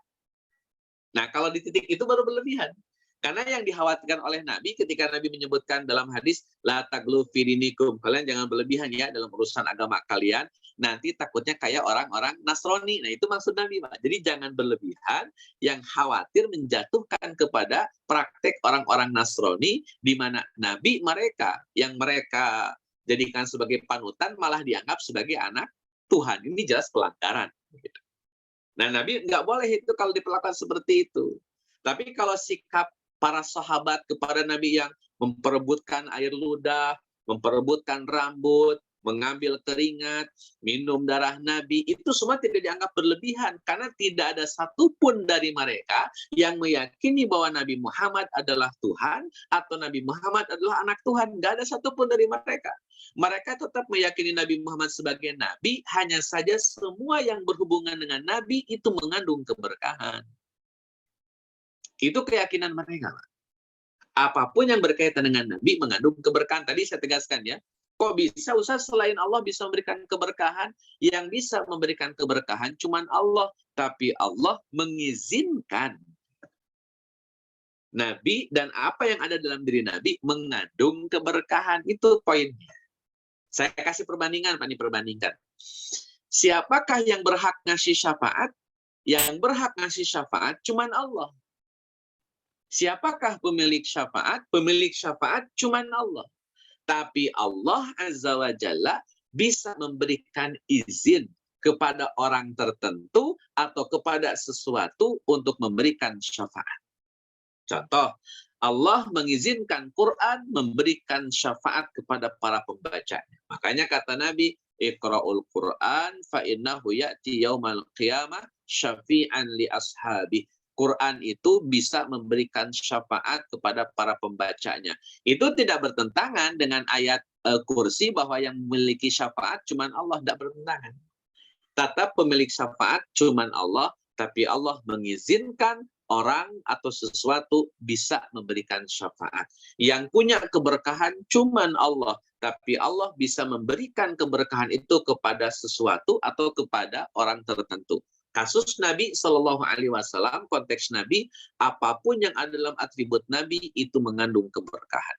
Makanya para sahabat sedemikian antusias ketika mereka berhadapan dengan bekas wudhu Nabi, mereka berhadapan dengan keringat Nabi, mereka berhadapan dengan rambut Nabi. Bahkan tadi saya sampaikan di awal, ketika Nabi tahallul, itu rambutnya dikumpulin Pak sama Nabi. Dipanggillah sahabat, dikasih kamu nih rambut saya, kamu nih rambut saya. Itu Nabi yang melakukan itu. Nabi yang bagiin. Bukan tim panitianya. Nabi yang bagiin langsung. Nih rambut, nih rambut. Dan itu sekali lagi tidak dihukumi kultus. Karena konteks yang sedang diperlakukan adalah Nabi Sallallahu Alaihi Wasallam. Bukan yang lainnya. Bukan selain Nabi. Dan tidak ada satupun sahabat yang meyakini Nabi Muhammad seperti keyakinan orang-orang Nasrani ketika melihat Nabi Isa alaihissalam. Sehingga mereka tidak masuk kategori berlebihan, mereka juga tidak termasuk kultus yang berlebihan, mereka punya rasa cinta, yang cinta itu kadang tidak punya logika. Itu kayak judul lagu. Cinta kadang-kadang tak ada logika. Dan para sahabat di titik itu, Pak. Mereka punya rasa cinta kepada Nabi, yang kecintaan mereka tidak ada logika. Maka Urwah bin Mas'ud kaget Pak lihat orang-orang seantusias itu, seloyal itu, Pak. Bicara ludah saja sampai segitunya orang. Bicara bekas wudhu saja sampai segitunya orang. Maka Urwah bin Mas'ud punya keyakinan betul mustahil orang-orang yang memperlakukan ludah Nabi seperti itu, mustahil orang-orang yang memperlakukan bekas wudhu Nabi seperti itu akan membiarkan Nabi diperlakukan semena-mena oleh siapapun. Mustahil. Maka mereka yang memperebutkan ludah Nabi, memperebutkan air bekas wudhu Nabi, mereka siap mengorbankan nyawa untuk Rasulullah Shallallahu Alaihi Wasallam. Itu ditangkap oleh Urwah bin Mas'ud. Makanya kata Urwah kepada orang-orang Quraisy, kalau kalian macam-macam, mending pikir lagi deh. Pikir aja lagi deh. Daripada urusannya dengan mereka, repot urusannya. Wallahu a'lam bishawab. Salah itu dulu barangkali. Pak Eko. Baik Ustaz Daniel, ini ada pertanyaan lanjutan dari Ibu Harum. Apakah sikap sahabat terhadap air minum bekas Rasul atau keringat Rasul Shallallahu Alaihi Wasallam dapat dijadikan dalil tabaruk atau ngalap berkah dari jamaah kepada para kiai tertentu seperti sekarang ini? Baik. Hadirin ikhwati rahimakumullah. Perkara ini memang khilaf bainal ulama, khilaf betul di kalangan para ulama. Ada ulama yang memang mengizinkan, ada ulama yang memang tidak mengizinkan. Bagi yang menolak mengizinkan atau tidak mengizinkan, mereka mengkhawatirkan jamaahnya nanti terkena syirik atau terkena fanatisme bahkan. Jadi mereka menghindarkan betul tabarruk kepada para kiai, para ulama. Saya rasa bisa kita klasifikasikan lah ya. Di Indonesia ini banyak para ulama yang kemudian menolak aktivitas tersebut. Di Persis tidak boleh aktivitas tersebut. Yang mater saya di Persis. Kemudian teman-teman Roja, seluruhnya asatidz Roja pasti menolak praktek tabarruk kepada syekh, kepada kiai, kepada apapun itu. Itu pasti ditolak. Jadi ini khilaf baina ulama. Di Indonesia ada yang menolak dengan sangat tegas, bahkan memasukkannya pada kategori fanatisme buta. Bahkan tidak sedikit di antara mereka memasukkan ke dalam aktivitas syirik. Wallahu a'lam bishawab. Yang kedua, pendapat yang membolehkan. Kenapa kok membolehkan? Karena para ulama ini adalah warasatul anbiya. Dan mereka punya kualitas, yang kualitasnya memang tidak bisa 100% sama dengan Nabi, tapi setidaknya kualitas mereka mendekati Nabi Shallallahu Alaihi Wasallam. Kenapa? Pewaris Nabi masalahnya. Sehingga memperlakukan para ulama yang soleh, para ulama yang alim alama itu sama seperti memperlakukan Nabi Shallallahu Alaihi Wasallam. Sebatas itu saja, Pak. Ya minum air bekasnya kiai, terus Jadi kiai itu minumnya pasti nggak pernah habis pada waktu pesantren. Memang sengaja disisain setengah. Itu nanti selesai pergi kiainya jadi rebutan. Ya selama tidak meyakini kiainya sebagai Tuhan, sah-sah saja. Menurut sebagian ulama yang membolehkan. Tapi bagi ulama yang tidak membolehkan, khawatir terjebak pada putus, bahkan syirik. Maka lebih baik mereka meninggalkan praktek tersebut. Saya rasa sekali lagi, ini khilaf baina ulama. Masing-masing punya hujah, punya argumentasi. Saya punya tulisan tentang tabarruk, bahkan ada buku ngalap berkah itu. Judulnya saya lupa kalau pastinya, cuman intinya bagaimana mencari keberkahan. Atau ini setidaknya lah, yang pernah saya sampaikan waktu masih ada almarhum Mbak Beh, dalam kitab Syiar Alam Nubala, saya pernah sampaikan ini, dalam kitab Syiar Alam Nubala, Imam Az-Zahabi menceritakan bahwa pernah terjadi musim kemarau panjang, dan orang-orang tidak kunjung mendapatkan hujan. Sampai akhirnya sholat istisqa dilakukan, tapi seiring sholat istisqa dilakukan, hujan tidak kunjung turun. Lama betul tidak kunjung turun. Sampai akhirnya ada orang yang memberikan solusi, kata orang ini, wahai Syekh, cobalah kita sholat istisqanya dekat kuburan Imam Bukhari. Kita bertabaruk kepada kuburannya Imam Bukhari. Singkat cerita, istisqa di situ dan turun hujan. Jadi ini cerita yang disampaikan oleh Imam Az-Zahabi. Silakan, ceritanya ada, interpretasi tentang cerita ini masing-masing pasti punya interpretasi nantinya. Yang menolak tabaruk pasti akan memberikan komentar bagaimana, yang mendukung tabaruk pasti akan memberikan komentar bagaimana. Cuman poinnya adalah dari saya pribadi, ini khilaf bainal ulama, yang satu membolehkan, yang satu tidak boleh. Yang membolehkan tentu menggunakan dalil-dalil sebagaimana para sahabat memperlukan Nabi Shallallahu Alaihi Wasallam. Jadi betul kalau tadi pertanyaannya, apakah praktek ini itu dijadikan dalil oleh sebagian ulama di Indonesia ataupun di dunia untuk berbuat tabarruk kepada kiai-kiai mereka? Jawabannya ya, oleh sebagian ulama yang membolehkan tabarruk kepada selain Nabi Shallallahu Alaihi Wasallam. Saya rasa itu, Allahu a'lam. Ustaz, nerusin lagi Ustaz. Oh, baik, siap. Kalau Hadirin Fatimah rahimakumullah, tanggung ya ini dikit lagi. Tapi ini masih panjang. masih ini Ustaz, terkait yang tabaruk mau nanya lagi. Yang mana? Terkait yang tabaruk tadi saya ada pertanyaan. Boleh maksudnya terusin yang tabaruk, boleh silakan. Kalian terusin materinya. Bukan ya. Kalau dari sirahnya Ustaz, setelah Nabi wafat digantikan oleh para sahabat ya, Abu Bakar, Umar, Utsman, Ali. Ya. Apakah perilaku para sahabat memperlakukan Nabi yang seperti itu gitu ya? Berlaku juga kepada perlakuan sahabat kepada Abu Bakar, Umar, Utsman, Ali gitu? Atau memang di zaman itu spesialis ke Nabi aja? Baik. Hadirin Fatimah rahimakumullah, ini di beberapa praktik bahkan tidak hanya sahabat Pak Heri ya, sampai ke level para ulama mazhab. Imam Ahmad bin Hambal itu dikenal sebagai orang yang ditakuti oleh setan. Jadi setan kalau ketemu Imam Ahmad takut. Bahkan kalau ada orang kena kesurupan, itu datang Imam Ahmad bin Hambal, belum ngapa-ngapain sudah hilang kesurupan itu hilang. Itu Imam Ahmad bin Hambal. Suatu hari Imam Ahmad bin Hambal lagi sibuk, terus ada orang kesurupan.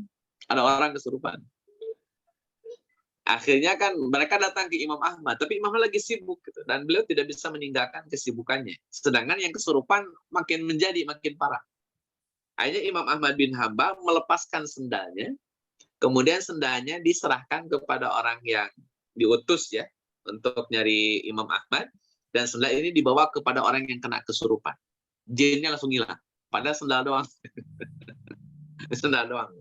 Jadi saya rasa kalau sendalnya Imam Ahmad, kalau Jumatan saya yakin udah hilang itu kayaknya. Kadang bisa ngambil.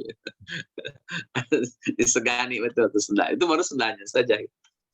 Kemudian Umar bin Khattab radhiyallahu an. Umar bin Khattab itu punya keberkahan dan para sahabat meminta solusi dari Umar bin Khattab berkaitan dengan satu masalah. Di Mesir, waktu itu gubernurnya adalah Amr bin As radhiyallahu an. Itu terjadi kekeringan Sungai Nil. Jadi Sungai Nil surut, kering, nggak ada airnya. Dan umumnya orang-orang Mesir kalau Sungai Nilnya surut, Sungai Nilnya tidak mengeluarkan air, mereka biasa memberikan tumbal wanita paling cantik di kota Mesir. Jadi wanita paling cantik ditangkap, masih gadis, dilemparkan ke Sungai Nil, nanti air keluar. Setelah itu, biasanya. Nah itu ketika tahu sekarang Sungai Nil surut, maka orang-orang Mesir datang kepada gubernur Mesir, Amr bin As, meminta izin supaya dicarikan seorang wanita cantik untuk dilempar ke Sungai Nil. Amr bin As bingung, waduh ini kebiasaan lokal ini, tapi kan ini bertentangan dengan nilai-nilai syariat. Akhirnya ngirim surat kepada Khalifah Umar bin Khattab radhiyallahu an. Sampailah surat tersebut kepada Umar bin Khattab, intinya menceritakan bahwa orang Mesir minta dicarikan wanita cantik untuk dijadikan sebagai tumbal. Maka Umar bin Khattab radhiyallahu an menulis surat. Isi suratnya, tolong lemparkan surat yang ini. Perintah kepada Amr bin As, tolong lemparkan surat ini. Isi surat yang dilemparkan nanti ke Sungai Nil, isinya kurang lebih, wahai Sungai Nil, jika kamu surut karena izin Allah, maka mengalirlah karena izin Allah, dan jangan pernah minta tumbal. Tapi jika kamu tidak mau mengalir gara-gara kamu yang tidak mau, maka aku doakan semoga engkau tidak akan lagi bisa mengalir selamanya. Kalau kamu tidak mau didoakan begitu, mengalirlah wahai Sungai Nil. Surat itu teman-teman dilemparkan oleh Amr bin As ke Sungai Nil, gak selang lama setelah surat jatuh ke dasar Sungai Nil, keluarlah air. Jadi ini keberkahan yang dimiliki oleh masing-masing sahabat. Dan aktivitas sahabat kepada Umar bin Khattab, mereka minta doanya, mereka minta segala kayak doa lah begitu, itu diberikan oleh Umar bin Khattab radhiyallahu anhu. Bahkan Umar bin Khattab minta doa kepada Sa'ad bin Abi Waqqas, minta keberkahan dari Sa'ad bin Abi Waqqas, itu biasa. Zaid bin Sabit mencium tangan Abdullah bin Abbas, Abdullah bin Abbas mencium tangan Zaid bin Sabit. Itu pun praktek-praktek biasa di kalangan para sahabat. Cuman memang tidak se-ekstrim Nabi Shallallahu Alaihi Wasallam sampai ludahnya Umar diambil tunda itu. Ini tapi perlakuan hormatnya, minta keberkahannya, minta doanya itu berlaku di kalangan para sahabat, walaupun tidak sampai minta ludah, minta rambut, minta apa. Karena satu sisi Nabi Shallallahu Alaihi Wasallam diperlakukan seperti itu oleh para sahabat karena saking cintanya kepada Nabi Shallallahu Alaihi Wasallam, dan itu dideklarasikan oleh Ibnu Jauzi dalam kitabnya Asy-Syifa bahwa ini khususiat bagi Nabi, semua organ tubuh Nabi mengandung keberkahan bagi siapapun yang mendapatinya. Makanya sampai rambut Nabi disimpan, diabadikan, ditempatkan di tempat yang bagus. Itu banyak para sahabat yang memperlakukan rambut Nabi seperti itu. Tapi kalau konteks sahabat kayak Abu Bakar, kayak Umar, tidak sampai seperti itu banget. Tapi prinsip minta solusi kepada para sahabat, entah itu minta doanya, minta keberkahannya, itu tetap ada. Tapi porsinya tidak sebanyak porsi kepada Nabi Shallallahu Alaihi Wasallam. Saya rasa kita pun demikian kepada para kiai. Sekedar menghabiskan air bekas minumnya kiai, it's okay lah. Tapi kalau nyedot darah kiai, jangan. Masa darah kiai disedot, atau misalkan air liur kiai diambil. Saya rasa tidak harus seperti itunya. Kalau sekedar minum air ya sah-sah saja. Atau mungkin dalam konteks yang berbeda, misalkan kayak kalau saya di kampung saya itu kakek saya yang punya bukan barokah sebetulnya, lebih ke pengobatan tradisional ya. Jadi kalau luka itu kakek saya ngunyah sesuatu terus ditempelin, selesai gitu. Itu saya rasa ya solusi begitu ya sah-sah saja. Selama tidak meyakini bahwa yang memberikan ini berlebihan lah, diyakini sebagai Tuhan, diyakini punya mujizat.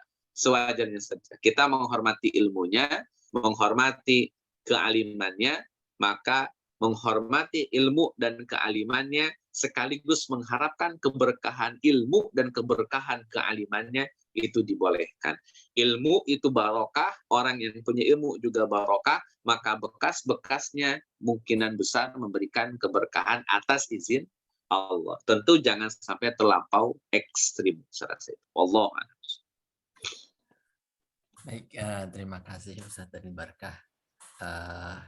Berhubung waktu juga sudah menunjukkan pukul 9:30 lewat ya. Kita tutup acara taklim ini dengan alhamdulillah rabbil Alhamdulillah. istighfar, astagfirullahaladzim, dan doa penutup majelis. Subhanakallahumma wa bihamdika Subhanakallahumma asyhadu an bihamdika. la ilaha illa anta astaghfiruka wa atubu ilaik. Wassalamualaikum warahmatullahi wabarakatuh. Waalaikumsalam warahmatullahi wabarakatuh. Terima kasih. Baik, saya rasa itu. Terima kasih semuanya. Baik, Ustaz. Nggak pada liburan ini. Sambil liburan saja. Nataru ya. Baik semuanya, mohon izin pamit. Assalamualaikum warahmatullahi wabarakatuh. Waalaikumsalam warahmatullahi wabarakatuh.